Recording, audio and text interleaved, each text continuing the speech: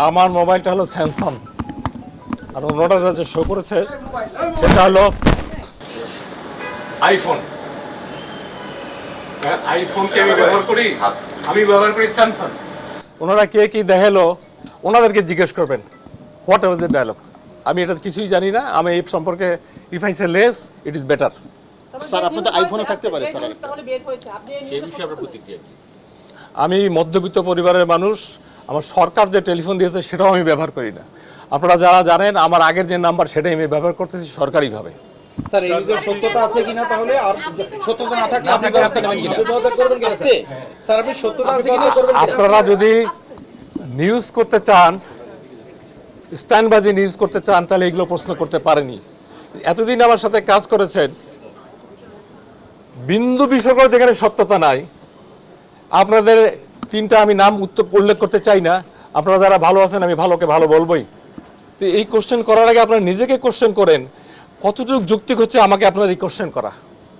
Sir আপনি দেশের জনপ্রশাসন সচিব, সাধারণ বিষয় সিনিয়র সচিব, আপনাকে নিয়ে এত বড় একটা অভিযোগ, আপনার এখানে অবস্থান কি? আপনি কি কোনো পদক্ষেপ নেবেন সরকারের সাথে এই বিষয়ে? আপনার কোনো আলোচনা স্পষ্ট করা উচিত তো স্যার।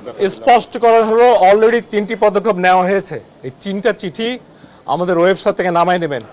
একটা হলো আমরা তথ্য সচিবকে চিঠি লিখেছি এবং সেখানে এই পত্রিকাটার নাম আছে এবং ব্যবস্থা নেওয়ার জন্য সরাসরি সরকারি চিঠি দেওয়া হয়েছে।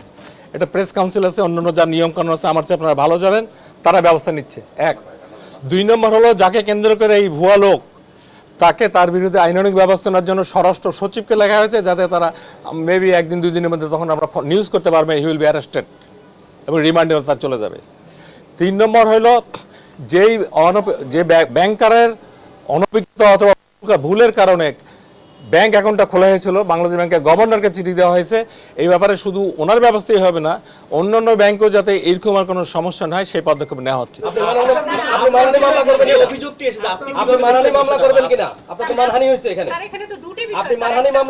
আমি প্রথমে বলবো যারা এটা করেছে তাদেরকে আমরা কতটুকু গুরুত্ব দিই। একটা রাস্তার লোক আমি অনেক কথা বলতে পারো, আমি রাস্তার লোকের পিছনে দৌড়াবো না? আবার আমরা সরকারের পজিশন থেকে জনগণের স্বার্থে কাজ করি, যেভাবে আছে সেভাবেই কাজ করব, যতদিন করবো আল্লাহ হায়াতে রেখেছে আমার নিয়মকানুন মোতাবেক। স্যার একটা বিষয় একটু জানি যে আপনি স্যার যেটা বলেন 3টা পদক্ষেপ, সেটা তো আজকের ঘটনা। একটু শুনতে দেন। আজকের ঘটনার প্রেক্ষিতে না, আপনি এর আগে চেক পাওয়ার প্রেক্ষিতে 3টা সিদ্ধান্তের কথা জানিয়েছিলেন। সেই ঘটনাটাই আপনি বলেন আজকে আপনাকে জড়িয়ে আরো একটি রিপোর্ট হয়েছে। এই প্রেক্ষাপটে একটি কমিটি দরকার আছে কিনা? যদি জয়েন্ট সেক্রেটারি, এডিশনাল সেক্রেটারির বিরুদ্ধে রিপোর্ট হয়, আপনি সচিব হিসেবে সেটা কমিটি করতে পারেন। যখন সচিবের বিরুদ্ধে হয়, সুপারভাইশন করবে সরকার। আপনি কি সেই আহ্বানটা করবেন কিনা? এখন অভিযোগটা যিনি করেছেন এই অভিযোগকারী আমার কাছে কোনো বিবেচনায় নাই এবং এই অভিযোগকারী আমি মূল্যহীন মনে করি। It's a fake news. Thank you very much.